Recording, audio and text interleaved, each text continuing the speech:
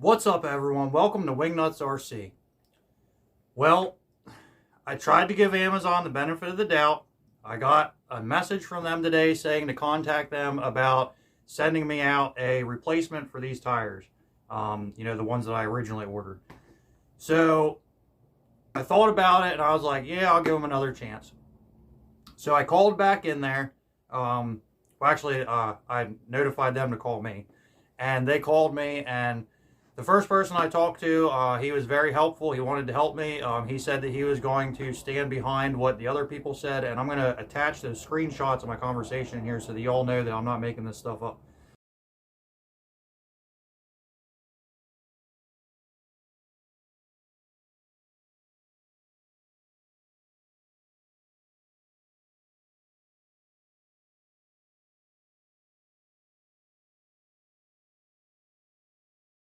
Um, I talked to him on the phone. He said that he was willing to help me. He said he needed a photo of these tires sent to him so that he could confirm that they were the wrong ones. I emailed that over. He said to call back within like an hour. So I called back, and they said that that individual did confirm that they were the wrong ones and that they could proceed in my refund. So I said, no, I don't want a refund. I need tires for this build that I'm doing. So I need the tires that I originally ordered. They said, well, they're no longer available in black. So I told them, I said, okay, well, the guy earlier said he was going to send me the green set with the correct tires since y'all messed up and sent me this little tire instead of the one I ordered. So at that point, she said that that person lied to me and gave her words, lied to me and gave me wrong information. I said, well, either way, I'm the customer. You guys sent me the wrong part, and I want the right part. She said, well, these are discontinued, even though it's showing that there's 14 in stock and you can still buy them on Amazon. She said that those orders will not be fulfilled, that they'll basically take your money and not send you a tire. So heads up on that one. Don't order the green set because there are no more. Or at least that's what this lady told me. So at that point, I was like, how am I able to order these? That's robbery. And so then I called her in a lie, because then she said that if I buy them, they'll be there, but that I would have to do a separate transaction and buy them again.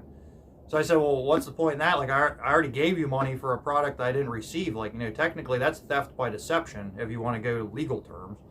But, I kept my cool. I tried to explain to her the situation again, because I could tell that she just didn't understand. Like, she could barely speak English, and I'm sure she couldn't understand half of what I was saying.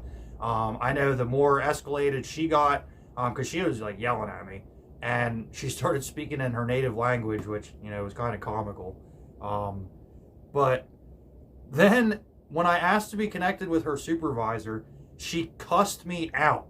Started cussing me out in American, in English, and then started cussing me out in, I guess, India or whatever, wherever she was from.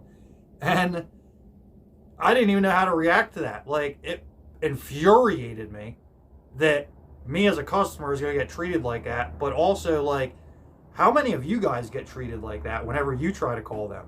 That's what I want to know. I want to hear what you guys have dealt with in regards to that. Like, even if it's not Amazon, like, when was the last time you had a customer service rep treat you like crap on the phone or cuss you out? I'm anxious to see the comments on that. So at that point, I asked to be transferred to the supervisor that I spoke to, and she hung up on me. So not only did I get cussed out by an Amazon customer service rep, no, actually, I got cussed out by two different service reps over this matter. Both females. Then I called back again. I got in touch with somebody, and they said that they could see that the last call was marked as an escalation on both ends. And I asked them to review it. They listened back at it. They got on the phone and apologized to me once they realized that I kept my cool the whole time and that I got yelled at. And apparently it was very vulgar stuff. The second person, who was also from India, confirmed that. So yeah, I got cussed out in another language today by Amazon. So that was a first. But I asked to be transferred to the supervisor that originally told me he could send me out the green wheels with the right tires and, you know, no harm, no foul, problem fixed, and everybody's happy. The lady that I got, the last person I talked to there, she said that she was not going to connect me with that person because that person lied to me and gave me false information. Well, as a customer, if your supervisor of your customer service gives me bad information, they need to stand behind that. Whether it was right or wrong, they should have corrected the issue and sent me the original product that I ordered instead of these ones. And, you know, we could have all been happy. I wouldn't have done a bad review. And so at that point, I told her, and, you know, I usually tell these people I do videos just so they know, because usually they're nicer to you at that point. Well, this lady said she didn't give a crap about Amazon or my channel, and that I have every right to tell you guys what happened and show you guys the screenshots of our conversations, and that I'm allowed to tell you guys that they lied to me because she doesn't care, and that our business won't affect their business. So, I don't know. Do you think we can prove them wrong? If we all stop buying from Amazon, do you think they'll get the hint that they're screwing up? Or do you think they just don't care because it was sold to an overseas company that doesn't care about Americans? You know, I hate to say it like that, but that's what it seems like. I know through thinking about this the last couple days, because, sorry, I'm like sitting here playing with these tires. They're like my stress tires at this point.